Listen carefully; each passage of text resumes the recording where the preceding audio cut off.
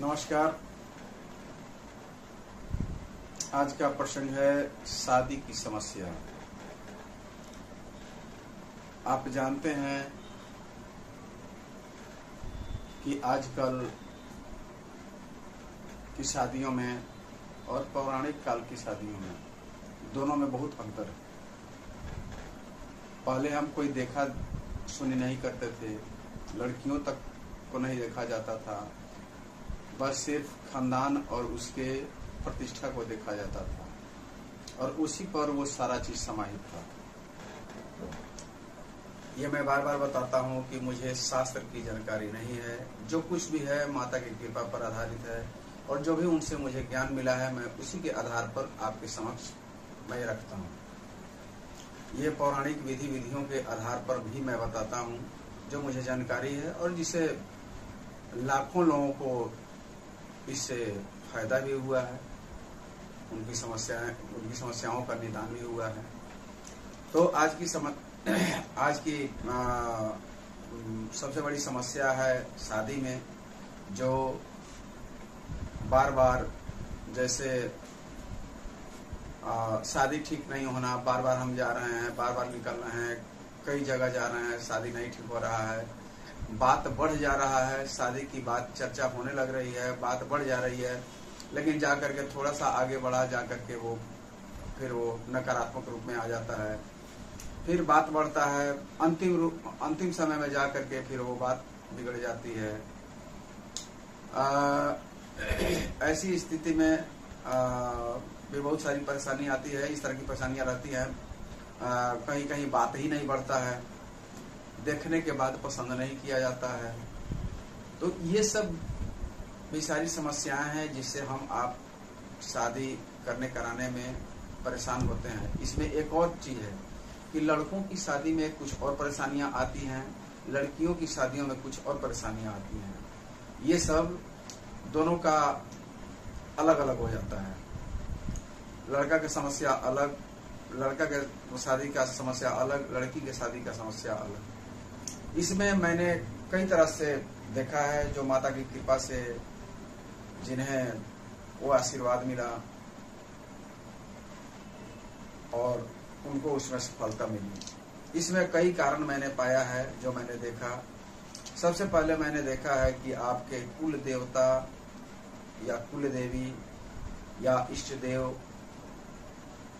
का कृपा आप पर होना सबसे पहले आवश्यक है, क्योंकि उनके बिना मैं बार बार ये अपने सारे वीडियो में मैंने कुल देवता का स्थान मैंने सबसे पहले रखा है और उसके बाद आप जिस मातृभूमि पर बसे हुए हैं उनका मैं ये करता हूँ, क्योंकि हमारे जीवन में आगे बढ़ने के लिए सबसे पहले इन दोनों का पॉजिटिविटी होना आवश्यक है। और जैसे कुल देवता या इष्ट देव का कृपा नहीं होना, कुल देवी का कृपा नहीं होना, लड़के के शरीर का बनावट लड़की के शरीर के बनावट में भी अंतर होता है। घर का बनावट एवं वास्तु दोष भी इसमें आता है। शरीर में तिल या तिल के बारे में मैं और कुछ बताऊंगा। शरीर में तिल का भी किस अंग पर तिल है उसका अलग अलग असर वो दिखता है। कुछ ऐसे भी हैं जो पारंपरिक दोष हैं, जिस परिवार में जिस समाज में हमेशा से वो लेट से ही शादी हुआ है या बहुत परेशान होने के बाद ही शादी होती है, ये पारंपरिक दोष भी माना जाता है। उसके बाद आपके घर में पूजा पाठ की विधि में भी दोष हो सकता है, जिस कारण से आपके घर में मांगलिक कार्य नहीं हो पाता है। सबसे बड़ी चीज शादी नहीं बल्कि इसे मांगलिक कार्य कहा जाता है। और ग्रह दोष की भी समस्या है। ग्रह दोष के बारे में तो मैं नहीं बता पाऊंगा, लेकिन माता की कृपा से ऐसा भी होता है जो ग्रह दोष में भी जो दिखाई देता है उसका सीधे तौर पर उनको ये बता दिया जाता है कि आप ऐसे ऐसे पूजा करें, आप ऐसे ऐसे पूजा करें, आप ये स्टोन धारण करें। ऐसा उनके द्वारा भी हमें ज्ञान मिलता है या व्यक्ति को देखने के बाद ये तय करना या सुनिश्चित करना होता है। अब इसमें हम बताएंगे कि कई बार ऐसा हुआ है, हमारे पास कई ऐसे उदाहरण हैं, लाखों नहीं कहेंगे लेकिन हजारों में ऐसा है कि मैंने लड़की की शादी में या लड़के के शादी में दोनों में माता की कृपा से लाभ पहुंचा है। उसमें पूजा का विधि विधान बताना, उसमें उनके स्थिति को देखना, घर को देखना, घर के अगल बगल जो लोकेशन होता है, जो जिसे चौहद्दी कहा जाता है, उस चीज को देखना, ये सब बहुत आवश्यक होता है। इसमें मैं ये भी बताना चाहूँगा कि शादी के पहले ही आजकल सारे लोग कुंडली भी बनवा रहे हैं, मिलान भी करा रहे हैं। इस बारे में मैं सबसे पहले बताया हूँ कि पौराणिक काल के शादी के विधि में और आज के शादी के विधि में जमीन और आसमान का फर्क है। गांव में ब्राह्मण देवता होते थे और उनसे ये सब चीज दिखा लिया जाता था, और न लड़की देखा जाता था न लड़का देखा जाता था। लड़का को देखने की परंपरा थी लेकिन लड़की को देखने की परंपरा नहीं थी। फिर भी उस समय का जीवन बहुत ही सुखमय था। आज हर चीज जानते हुए भी हमारा जीवन सुखमय नहीं हो पाता। ये सब भी हमारे शादी के कारक हैं और इसे हमें जानना भी चाहिए।